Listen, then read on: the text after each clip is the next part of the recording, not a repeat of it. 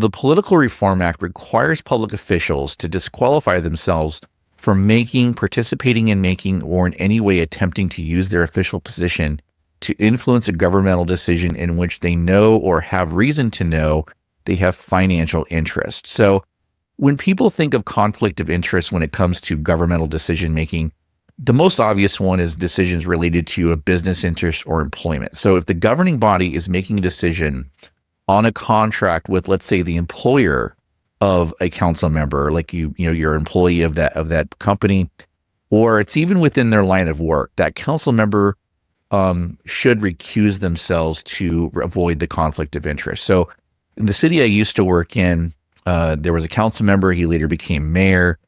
He worked for a large IT firm.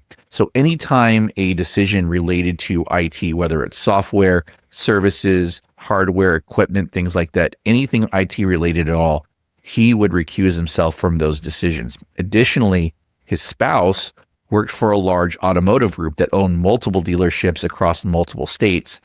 And so anytime there was a vote on auto purchases, so if the city was buying something to add to their fleet, he would recuse himself from those decisions as well. Now, another step of that is Government Code Section 1090, which further prohibits a public agency from entering into a contract with an entity owned or controlled by a member of an elected or appointed board. So it goes beyond that elected official recusing themselves. The city would be prohibited from entering into a contract.